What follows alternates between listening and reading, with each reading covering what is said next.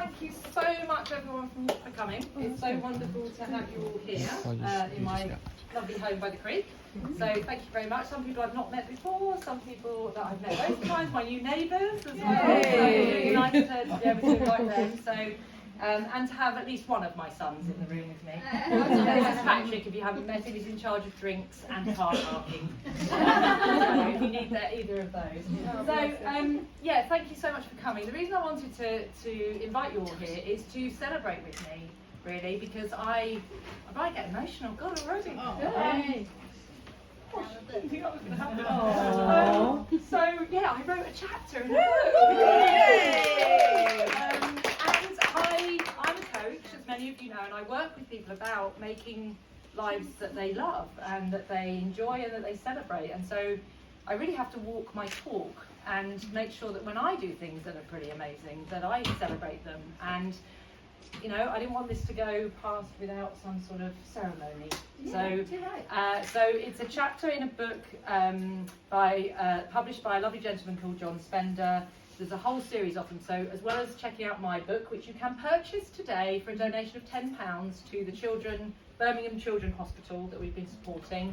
That's cheaper than you'd paid on Amazon, so you're getting a deal. And I will. This is the best bit. I will sign it. I love that. I met lovely Tracy May, who's on Faversham Radio yesterday. She couldn't be here today, so I went and met her and did a personalised signing for her. And I'm going to be on the radio in a couple of weeks' time. And it was just so exciting sitting in a cafe signing my own book. So yes, please, if you would like a copy, just a small donation of £10, either cash today or I'll give you the Just Giving link, and then I will sign it for you. So yeah, so I really just wanted to celebrate with you. So I'm gonna just read the back of this book, what this big series is about, and the introduction. Yeah, and then I'm going to just read my chapter. There are 9 other amazing stories from people all over the world in this book as well. So I'm just one chapter in it. I won't do much more of an explanation of how I ended up writing this chapter, because a lot of it is in the chapter when I share that with you. And then once I've read, what I'd really love to do is just answer any questions. What I'd love you to do when you listen to this is to hear it for yourselves. So what do you hear in the story? It's a great story about me, but also is there anything that you hear in the story that resonates with you, that might inspire you to do something or be something? So don't just listen to it as a cool story about Rebecca, but listen to it as a cool story about you. It's chapter 3, darling. So let me just read the back. What page? I don't know. I'll get there in a minute, darling. So this is a must-read for anyone facing a must-read for anyone facing major changes or challenges in life right now. The book will give you the courage to overcome any struggle with confidence, grace and ease. Thank you, darling. An empowering collection of inspirational and moving stories of courage, strength and heart. Discover an inspiring tapestry of true stories about personal transformation and conquering adversity. What does it mean to elevate your life? How can you embrace your growth and lift yourself to ever new heights? And how can listening to people's stories provide you with fertile soil for contemplation and personal rebirth? Beautifully written with an uplifting collection of heartfelt true stories of ordinary people who overcome insurmountable obstacles and transformed adversity into triumph. A journey of riches, elevating your life, invites readers to marvel at the power and resilience of the human spirit, with hard-hitting stories about change, rebirth and personal growth. With profound life lessons, thought-provoking quotes and deeply authentic advice, this offers a diverse tapestry of viewpoints and fascinating perspectives on the struggles we all face on our individual journey, our unique journey through life. With a warm and candid tone that gently encourages you to dig deep within yourself and meditate on what it means to elevate your life, you'll discover how different authors turned tragedy into triumph, reconnected with their inner creativity, and cultivated a deep sense of spirituality and meaning. As a must-read for anyone who wants to transform their lives and discover the true power within, A Journey of Riches, Elevating Your Life provides an unforgettable collection of memories, experiences, and words of wisdom that will challenge and motivate you to embrace self-transformation, learn from the successes and failures of others, and tackle whatever circumstances are holding you back. So that's the back of the book. Do I want to read all this bit? No, I think we just go straight to the chapter, shall we? Should we go straight to the chapter, Patrick? Who's this? So, I don't know all of them personally, darling. Your quote's not in here. My quote's not in here. Which quote, sweetheart? I don't know. Everyone else has a quote. I have got a quote. Look, there you go. My quote's there. But that's from... Okay. Also, it comes out the book. Okay. Right, so the quote that is with my story is day by day elevate yourself to a breathtaking level by working on your passions by Hiral Nagda, which I don't know, but it's a beautiful quote. So, chapter 3 in the book is mine by Rebecca Shannon. Woo! Becoming an angel. I am Source's pink angel, but that is not who I was when this story begins. I read a powerful book, The Ultimate Coach, written by Amy Hardison. Yeah. Book, which I'll talk about later. She's not here today now, unfortunately. Which spoke to every part of my being. It is written about a man called Steve Hardison. Remember him, Patrick? Patrick had a little one-to-one session with Steve Hardison on Friday. When I read this book, I felt quiet, knowing my life was about to change. I knew I would meet and work with Steve. Please forgive me as I'm getting ahead of myself. Where does this story begin? It could be 50 years ago when I was born, or when, as a 3-year-old, I started doubting who I was. It could be when I became a mum, broke my own heart, or got divorced. But this story, or at least this chapter, began on Christmas Day, 2021. It was the end of a tough year. Having worked through the final stages of separation, we sold the family home and moved into a beautiful but temporary farmhouse. Our time there was a gift and a miracle. I have 3 boys. The 2 eldest are teenagers. They're the ones that are missing. And the years of separation have been hard for them too. Much had changed in their world. There was a... I have 3 boys. 3 boys. 2 teenagers and then skip the youngest. The 2 weren't here, darling, whereas you are here, and everyone can see and hear you. Everyone's a critic. Wait until I sing later. Where did I get to? Much had changed in their world. There had been a significant shift in the family dynamic. In the post-COVID world, they lived half their lives with me and half with their dad. This was their first Christmas with just me and our first in our new home. A year into the pandemic, we were back in a winter lockdown in the UK, which meant we were on our own for the day.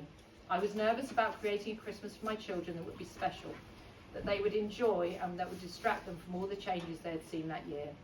And as I did often then, I tried hard to create the perfect day, perhaps too hard.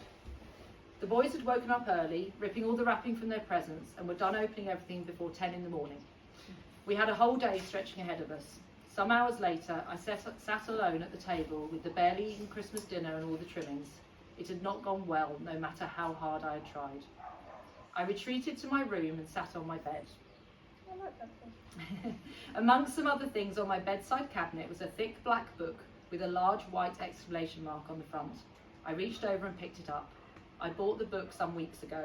As I sat there feeling sorry for myself, I looked at this book and thought, I don't know what else I can do now, so I'm going to read this book. Rather than endorsements, there is an invitation from Steve on the back cover. I share these words with the same invitation for you for this chapter and this story. Read this about you and create your own remarkable experience as I share mine. So this is from the back of the Ultimate Coach book. Please do not read this book about me. Read this book about you. Read it about being. And as you read, ask yourself, who would I need to be a more loving person? Who would I need to be a more effective parent? Who would I need to be to create a remarkable level of confidence? Who would I need to be at peace with who I am? Who would I need to be fully in love with myself and my life? Who would I need to be to live the most extraordinary life possible? I promise you that if you read this book with the intention of expanding your state of being, you will do exactly that. Your experience will be remarkable. Who you are being is everything. I read that, and I read the first few pages. I read, and as I turned the pages, more and more words resonated with me. My subconscious accepted Steve's invitation. I was reading it about me. I was allowing my thinking to expand. Who I was being was changing. I read about Steve as a coach and how people experienced him, and I heard a voice in my head saying, wow, I think that's who I am. Then my little voice said, no, this is Steve Hardison. He's the ultimate coach. Who are you to believe that you're anything like him? This is a voice I am more familiar with. It doubts me. It may be little, but it is loud and overbearing. It doesn't want me to believe that what I was reading about me could be about me. That voice would like to keep me small. But I kept reading, and something else became possible. I stayed with the intention Steve had invited me to. Who I was being began to shift. Life carried on, Christmas was over, and a new year began. And who I was becoming made a crazy decision. I would go to Phoenix, meet Steve, and create this extraordinary experience. I would be the person who would invest in this life-changing gift for me.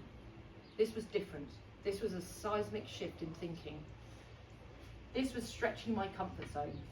I didn't do things like this. I wasn't an international jet setter with the time, money, or freedom to nip across the Atlantic for a meeting. But it didn't stop me. I learned about creating the I Am document from the book, A Declaration of Who I Will Be. The document creates a powerful shift from this is just who I am to this is who I will be. I was working on my document with my coaches at the time. In the coaching school I was in, I committed to create myself with my I Am document daily and put £10 into a savings pot each day for a Be With session with Steve. If you want to work with Steve, as I learned from the book, you go to be with him. A Be With session with Steve costs $10,000. I declared I would be the person who went to Phoenix, Arizona. I would be one of the people who would share this experience in a future book. Look how powerfully I created that. The truth is, the familiar voice in my head didn't quite believe this could happen. This was a huge sum of money, and flying across the world to spend 2 hours with Coach, even the ultimate coach, seemed at times nothing short of ridiculous. And yet, this was the beginning of the experience I was creating and my work with Steve. A black hole was created by declaring my intention and making the commitment, and everything pulled towards it. Synchronicities and miracles started happening, and the money I invested in my savings pot grew, and as it did, so too did my commitment. I created powerfully in my coaching practice and increased what I put away each day to £50. As time passed, I showed up in my life, looking after my children, coaching my clients, and building my business. We had to move to a new house again, and the following months were possibly the hardest I've known. With a new awareness of who I was being, I was questioning more and more in my life, and I didn't always like the answers. The voice that made me doubt I could ever be the person I wanted to be was getting louder. I kept showing up for everyone else, helping the people I coach, helping them to see beyond their judgments and beliefs, and yet I was struggling to do this for myself. My thinking was creating a lot of scarcity and separation in my life. The lack of a permanent home, fears about my relationships with my children, and fears about my new financial independence and responsibilities. Instead of trying to shut it out, I listened. I heard how deeply I was hurting. I heard the fear. I listened as I felt how much I had lost. I heard how I needed to heal, forgive, and let go. I heard just how vulnerable that voice was, and that part of this journey was to let her be heard. As I allowed myself to be with this vulnerable part of me, I realised I had saved all the money I needed to complete my declaration. The pot was full. I could go to Phoenix, Arizona. This extraordinary adventure could happen. The first thing I thought was, who am I to think I can do that? Who am I to go and spend that money? I was then at our cottage in Wales, and with my boys and friends. Patrick was there.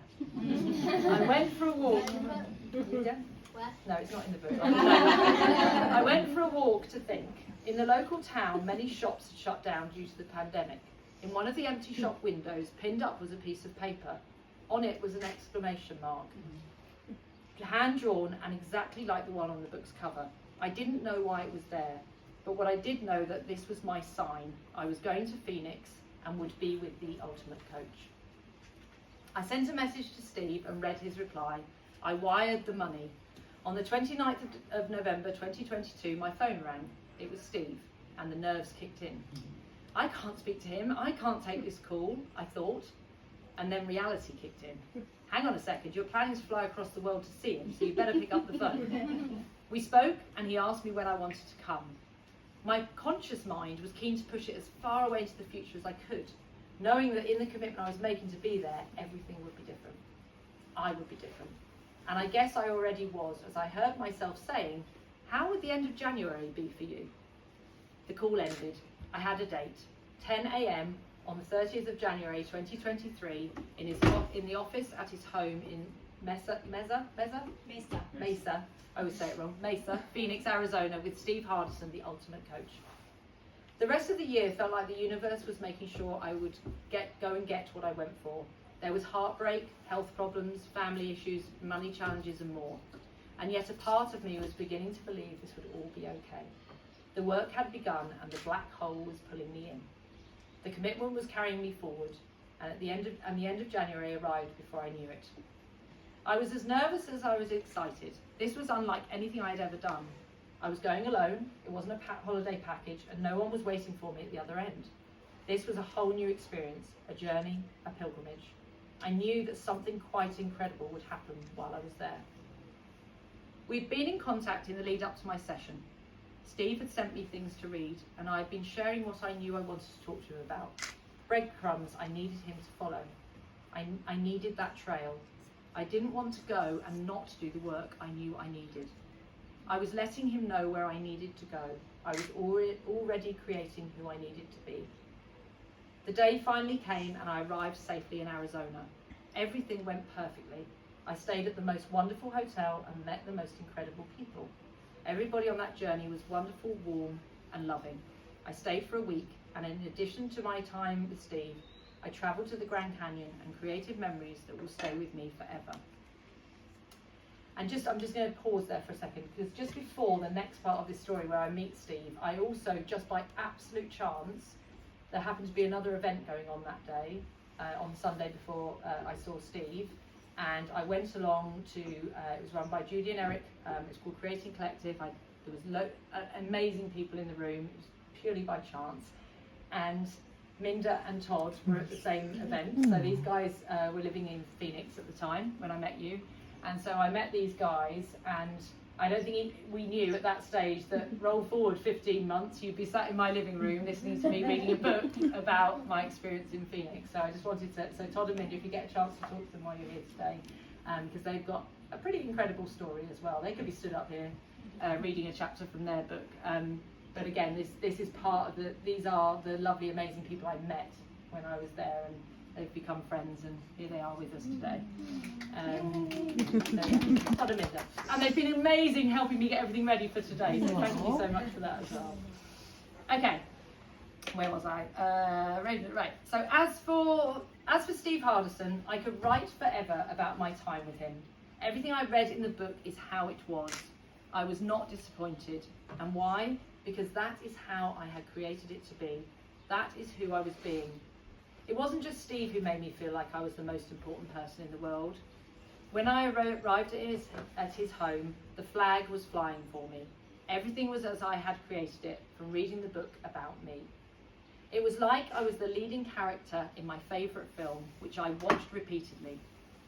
That film's Dirty Dancing, by the way. Yeah. So I felt like I was carrying the water now. Yeah. We met on the porch where I'd been waiting. I was early. Steve welcomed me. He was dressed intentionally in pink for me. Pink is a thing, in case you hadn't noticed. We chatted as Steve showed me around his beautiful home. His whole life, his home and his family are a creation of the work he has done over the last 30 years. He showed me the gifts people had given him, the pictures where they were in his home, why they were there, and all the extraordinary stories behind them. Steve was already creating powerfully for me. He showed me there was no separation in his life, what he does, who he is, and who he is being. From there, we went out into the garden and to the 1111 wall.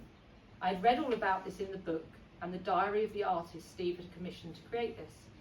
Underneath the stunning series of art along the wall are all the I am statements of Steve's clients and family. One of the pieces is a phoenix rising from the flames. That was very much a theme of my journey. Not just as I was here in Phoenix, this was a rebirth for me. I could feel it in all the stories and the other I am statements behind the paintings. We walked around the garden. In everything he shared, there was an intention, a meaning, that he was carefully choosing to land with me. I was present to it all, soaking up all of it. My name was on a pillar at the bottom of the garden, amongst others who had been here with Steve. There was mine in black paint. I was here. And just the painting on the wall there is... That was the Phoenix one. No, that's the Phoenix one.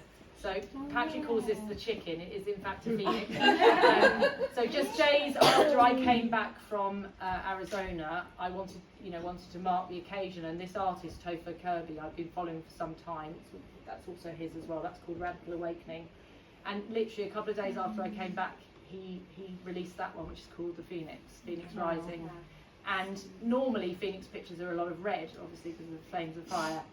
And that's pink. So she's mine. So she normally hangs up in my bedroom, but Todd and Minda very kindly brought her down, and because we wanted everyone to see it. And if you get a chance, read the words, because the words are as beautiful as the picture.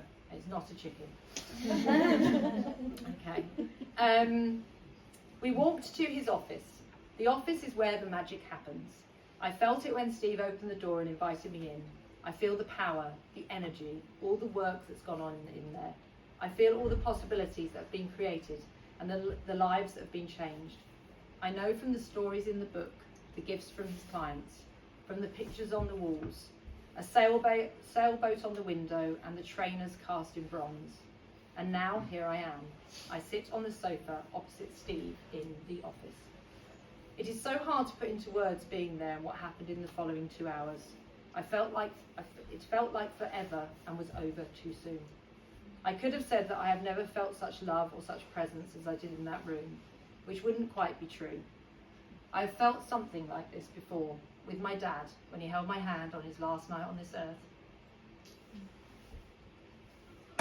And in the chapel of rest when I sat with him after he passed away. Pure love, unconditional and unfamiliar. Steve said, "Where do you want to start? What do you want to create here today?" I replied, "I want to create something different for myself. I want to create a different story. I want to create a different me from the one I have, the one in my head, and what I feel in my heart. I want peace. I want to come home. I want to be me." Steve listened and said, "You know what? I don't normally do this work in a Be With session. It's normally done over a few weeks. But you're here and you're ready, and we're going to go here." And we did. I kept eye contact with Steve. I wanted that connection. I created it that way. I was not letting myself off the hook or leaving without going as deep as I needed. Steve asked me to write down all the things I believed about myself. He made me really go there, to that place in my head. All those things I say to myself. I wrote them all down and they poured out of me. All the unkind and horrible things. I won't even begin to tell you the words that were on that page. I can't share them. I wouldn't write them about anybody else, and I was sitting here writing them about myself. There was no judgment from Steve, only love, deep listening and compassion. We spent time with what I had written. Line by line, he helped me create something else. Steve kept inviting me by asking, what else is possible? And what else? What could be truer? What could be the biggest version of that? We took what I said and together created something different from it. We created who I am. We created from an intention of love and my commitment to be in the room, to do the work, to create a new version of myself, a truer version, a declaration of who I be. We changed those beliefs I had about myself into something full of love. At that moment, I felt everything shift, and I didn't believe those statements I'd written down anymore. I believed in what I was creating instead. I dropped all those judgments I had about myself. Steve told me, "I don't think you've ever really forgiven yourself. I don't think you've ever really forgiven your judgments on yourself. I don't think you've ever really loved yourself until now." And then, in that moment, I did. I sat with Steve's wife, Amy, who wrote the book, when we left the office. Amy is an angel. She is pure love. As she held my hand, Steve said, "Share with Amy what you came into the room with, those statements that you said, and then share with her what we've created today." I found it incredibly hard to speak the words on my original list. I thought this was because I was with Amy, with an angel, and then I realised that was true. I was, and that angel was me. I am Source's pink angel, and those things I wrote down were not who I am. Amy said, I don't know any God who would see you that way. I cried. I chose not to see myself that way either. Before we left the office, Steve spoke about how we are projectors. We run the film of who we are, and we project it out into the world. We get to choose what film reel we project. We are not who we have become, we are who we choose to be. Before I knew it, my time with Steve was over. I went back to my hotel room and I slept for hours. I was exhausted, utterly exhausted. I had let go of beliefs I'd held for years. Just like the phoenix, I had risen from the ashes to rise again. I woke and everything was different. I was different. Nothing would be the same again. I spent the following hours alone. There was a deep peace and a presence with myself, my new self. There was unconditional love. I feel that peace now. Life happens and it will never be the same. I am not the same. I've risen again and again in this extraordinary life I get to live. Everything is elevated. Literally. I am elevated. Who I am will never be the same again. I've risen to where I am and become who I want to be, soaring high. I am no different from you. We all have the power to do this ourselves. We are always creating our world from who we believe we are and who we are being. If we are scared and fearful, separated and worried, then that's what we will create in our lives. If we elevate who we are, change those old beliefs, and replace them with love, compassion, hope and possibility, that's what we will create in our world. I see how much I have created in my mind on my film reel. The film shows how I was not enough and didn't believe in myself or forgive myself. That was my story. It isn't anymore. This is who I am. This is my declaration. I am Source's pink angel. I am divinity. I am infinite. I am everything heavenly. I am the universe, and the universe is me. I am love. I am the storm, a cyclone of love, and love is created from all I am. I am the lioness by my side. I am extraordinary. I am becoming more and more alive in every moment I live. I am perfectly imperfect and imperfectly perfect. I am kind and compassionate. I am living in the power of possibility. I am practicing my conscious living intentions daily and transforming my life. I am worth all I desire. I am brave enough to always come back to hope and possibility. I am a strong and energetic force of change and transformation for others. I am in action with being as much as with doing. I am learning to slow down. I am willing to allow all my thoughts, emotions and feelings. I am loving, curious and generous with all of myself, the light, the dark and the messy. I am the wise woman my inner child needs when she is wild or free or seeking comfort and safety. I am the inner child when my wise woman needs fun, joy and play. I am creating a flow of abundance and wealth that I share in the world. I am strong. I am vulnerable. I am all the worth I will ever be. I am without judgments of myself or others and forgive myself and others for any judgments we have. I am learning that acceptance brings renewed energy and vitality to my life experience. I trust life. Life is kind. Life is for me. I meet love and life with playful inquiry and innocent curiosity to be with what is emerging within and around me. I love my fierce protector and know that there is no pain too great that my heart cannot meet. The more I enjoy my experience in the world and as it manifests, the more my agency and potential grow. I create hot pink ripples in the world that sparkle and shine. I'm creating the life I love to live. I am becoming who I need to be. I am being me. My declaration is long, and the perfectionist in me would have me cut it back. I am perfectly imperfect, so I let it be. I carried on writing and let it flow. This is a declaration of who I am, and it will be exactly as I created it to be. Just as I committed to my journey to Phoenix, my time with Steve was extraordinary. I get to commit to this experience changing everything, and it has. I get to commit to elevating my life by creating who I am. It's not a silver bullet. The film continues, and I get to run the reel every day. I get to forgive myself every day when I am not all of who I am. I get to work through the questions. What else is possible? And what else? And what if something else were true? It's powerful. It's life-changing. I get to be my declaration and create an extraordinary life every day for the next 50 years. And so can you. If you read this about yourself, you get to declare who you are going to be. You get to run your film reel and project that into the world. You get to create who you are. You get to create your life.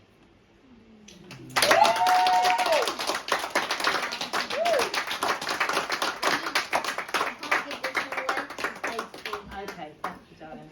Thank you, everyone. Well done, Here's to life. Yay! Oh, that's the wrong one. Okay, sorry. So as I said, Todd and Minda are here from Phoenix. I met them there. That's part of this extraordinary new life that I created with friends, and everyone here, is part of what's happened since that journey in one way or another. Some of you I knew before, but things have shifted. So it's very hot, so you okay? Yeah, the sun's coming. I'm sort of very aware of my very pale skin. But yeah, so I'm open to. Hi Noah, you missed the big event.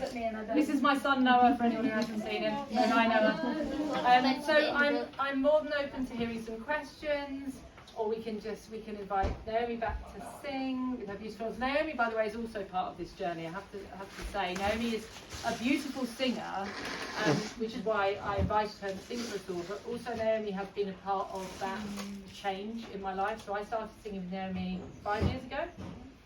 When I say singing, you might have a different view on that later on, but we'll go with singing for now. And I started singing with Naomi just after I lost my father, actually, and I had gone through a bit of a tough time. And I don't know that I actually knew at the time, but I knew that I needed to find a way to express my grief. And so for the first few sessions, I think I swore a lot to start with, which I then found out we were in Naomi's parents' house while I was singing, swearing very loudly. But okay, we'll go with that. But then I think the next few sessions were mostly crying as we sung songs about my dad. And when I first started singing with Naomi, I said to her, look, this is just for me. I just want to sing for me. It's a way of expressing myself. It's a way of building my confidence. I wanted to do public speaking. Here I am. So it was all about that. And she went, yeah. And I went, I'm not going on stage. I'm not singing in public. No way. 6 months later, I was on stage in Canterbury singing Shine in front of God knows how many people. Yes. And I think I've done every soiree bar 2 that you've run in the last 5 years. So we might sing a song or 2 later. We'll see. But yes, and Naomi has been with me in those sessions. She was there at the time when I was grieving my father, but since then there have been moments in my life where, I've had to really dig deep to get to that place, and Naomi has often been there with me through the tears, through the songs. So I wanted Naomi to be here today. And she is a beautiful singer, but she's also a beautiful angel herself. So if you haven't had a chance to say hello, do, and if you don't get a chance to say hello, just listen to her beautiful song. So I'm open to any questions. I'm also open to everyone going, do you know what, we just need to go and mingle and do other things. So. I'm curious how you've been invited to you write this and this how this came about. So John Spender, who's the publisher, he's also an author, he's written a bit in this book. This series has been running for years, so he basically goes and looks for people out in the world, social media, other areas, through friends, through other people who are doing something incredible. And he approached me and said, look, I've seen what you're doing. Any of you who follow me on social media, I'm quite out there, I do quite a lot. So he was like, you look like somebody who would have a story to tell. And so we started talking, and he was like, yeah, absolutely. So you write your book, you write your chapter. The great thing about it, which is different from a lot of publishers or a lot of publishing books, is once you write the chapter, it still belongs to you. So although it's in that book, I can do whatever I like with the chapter. And the proceeds, I don't get any money. I'm not going to be a multi-millionaire published author. All the profits from the book go to a children's home in Thailand where John lives, an orphanage where they look after little children. So it was a passion project. It's not a how to get rich quick project. And it's been incredible. You know, I've met all these authors online through, we've done some online events and spoken. I've had other authors who've written previous books get in touch with me and share our experience, and I've just signed up to do another book with John called Unlocking Your Potential, which will probably be more about my work rather than my personal journey. And then the plan is that next year I write and publish my own book. So that's the plan. So that's the story to Journey of Riches. Obviously, the power of social media in a good way. Absolutely, yeah. I mean, you know, social media is incredibly I know powerful when Rebecca used. from few years, but last week or two, I found out her social profile on LinkedIn, and if you haven't seen, I'll definitely advise you to go because it's incredible things. I've seen different Rebecca there. So. Yeah. So Mary is Nick's mum who plays football with Patrick. So we've stood on the football line for years now, a couple of years, and don't know anything about each other. So then I invited my football mums to come today, and through that we sort of started talking about what was going on, and I met your you run a podcast. Business partner.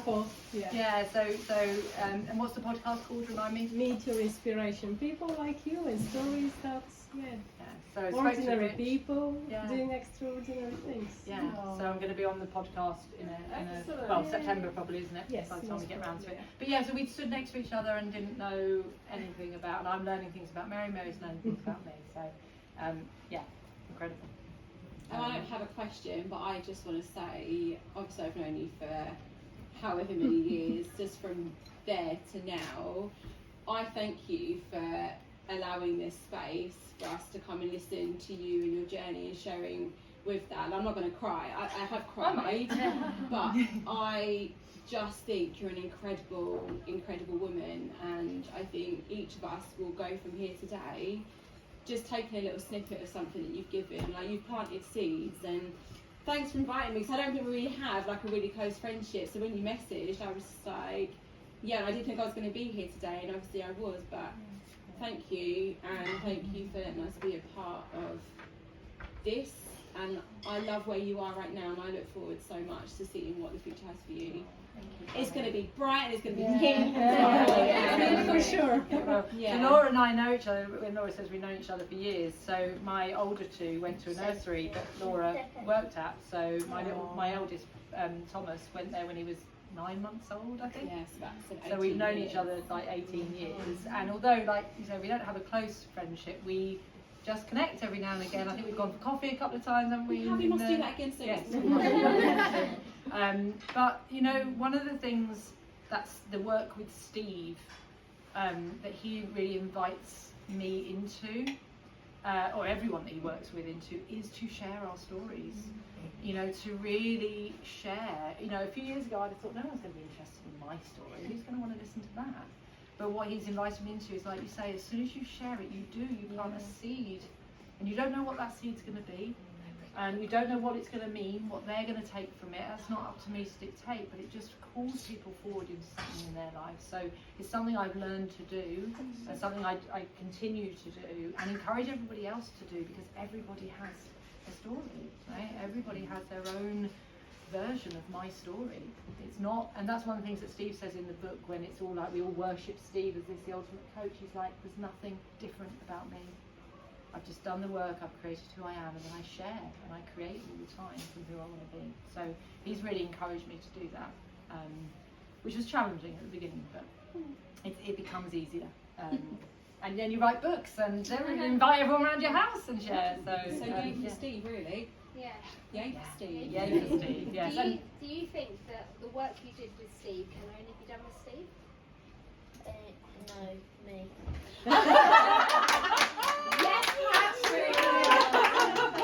So Patrick and I had a little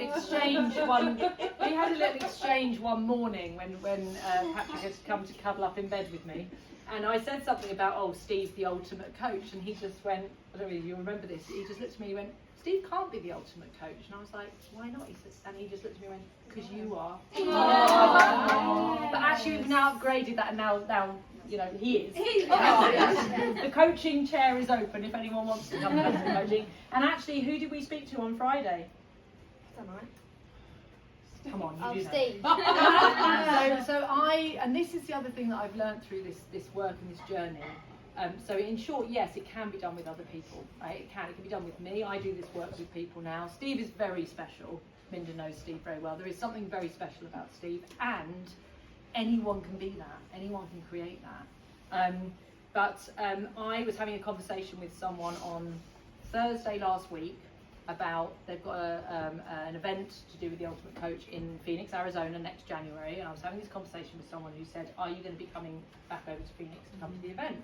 And I was like, oh, I don't know actually, because it's logistics with the boys and whether I can come and what have you. So I don't buy any of those books.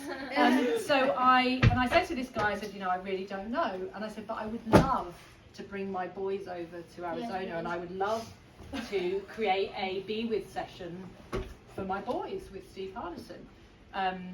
And we planted that seed. So I was just thinking, okay, how do I make this happen? How do I make this possible? Anyway, the very next day, because I've been sharing on social media about my story, about what I was doing with the book reading, etc. Darling, just let mummy, and then you can ask questions. You can ask a question at the end. Because I've been sharing, Steve had seen something that I was sharing, so he called me. He called me on the way back. I just picked Patrick up from school. Oh yeah. Yeah, and the phone goes, and it's Steve Hardison. So I had gone from manifesting, putting out into the universe, I'd love to create an opportunity for my children to speak with Steve, to have an experience with Steve. And guess what happens the next day? He calls us. And we sit in the car and he talks to Patrick. Patrick's about to leave primary school and go to secondary school, so it's an important time in his life. And you have a little chat with Steve, don't you, in the car? Yeah. And Steve's setting up Patrick with his granddaughter, Margot. Yes. So he's going to have an international pen pal. And yeah, so just out of nothing, out of just creating that thought, that idea, the very next day, yes, we haven't met him in person, but Patrick now has a dialogue with Steve Hardison, and they have a lovely conversation in the car, which essentially is a Be With session. Because whenever Steve shows up, he shows up in that way. So you had a lovely conversation with him, didn't you? What? Now, young man. Rebecca, I've got a question. I'm sorry, Patrick had a question. Oh, sorry. Go on, Patrick. You did have, you put your hand up and Did you have a question? Oh, my dad's here. You go and see your dad then. I just wondered, in the process of you being ready for all of that change, the commitment side of putting the £10 and then the £50, like how important was that to you being ready to have that conversation with Steve? Yeah, it's a great question. It was. Do you know what? I had enough money in the bank that I could have just paid. Yeah. Right? But what I wanted to do it through my work, so I wanted to do it through my business, and it was creating the idea of the commitment to every day, was creating the idea of creating who I am as well. So my daily intentions were creating who I was every day, working on my declaration. So the document I read there, the declaration, is a reworking after being with Steve of something I'd already started creating before I went. So it was a really big part of it, because I didn't want to just go like that just because I could. I wanted to create that idea of doing the work that I needed to do to lead up to that point, so that when I went, one, I'd shown that I could be committed to something for that period of time. You know, it took 10 months to create that. And secondly, in doing that, and this is something else I'd learned from the book, in creating that commitment, the work had already begun. I was already showing up a different way. So yes, I believe it was a big part of it. Yeah. Rebecca. Yes, Linda. As you know, one of the things that is interesting is when you share Steve with people, people are very intrigued immediately. They're like, who is this man? Yeah. Should we all meet Steve? One of my favorite things to do is actually to create Steve for people, and the distinction that I like to create is that when you're in the presence of someone who can love you like that and see you for who you really are so deeply, as a gift to see deep into the souls of human beings and to create people from a space of godliness. And that's why people fly from all over the world to be with him. And he genuinely sees you like that. It's not, there's no holding back. And when you can get a glimpse of that for yourself, it changes everything. And so, I also want to create Rebecca the way I see her. When we met in Arizona, she was one of the first people to say, of course you're coming to England, of course you're gonna come stay with me. And her bright, just illumination, this soul that is just so loving and giving and wants to share everything she has, and even what she doesn't have, she's willing to share. And I'm eternally grateful that our paths crossed, Rebecca, and you're such a bright, bright, bright light. And what I love so much about what you wrote in this book, and I'm so glad I waited to have you share it. I loved hearing it from your mouth. What I loved is that you created something that you didn't think was possible, and then you sat with the discomfort that always happens when we're playing a big game in life, and when we're extending ourselves in ways that we really are throwing the hat over the fence, and then we're figuring out how to get it afterwards. It's going to create a lot of discomfort. It's going to create all of those, am I worthy? Can I do this? Am I crazy? And that's my favorite part of this story, is you being vulnerable and sharing that it's not easy street once we decide that we want to go for something big. It actually creates some chaos, some discomfort, some questions, some what the hell am I doing? And so thank you so much for sharing that piece of you. And also thank you for sharing that, because what that means for us is that it's available to everyone. I'm not unique, Steve's not unique, Rebecca's not unique, in the way that life is here for us to play a big game. It's for us to have everything we could ever dream of and more. Because the universe actually wants us to have more than we can even fathom. And you know, my husband and I are living proof. We're living the life that is beyond my wildest dream. And it's because I'm in contact with people like Rebecca, and we're all crazy. The more crazy, the better. You got to surround yourself with people who dream big, and the sky's the limit, and keep blowing the roof off the ceiling that you create for yourself. And so I just really deeply want to thank you for sharing you, your family, your home, all of you with Todd and I. It's been such a gift, and we've only been here for 24 hours. It's a gift having you. Thank you.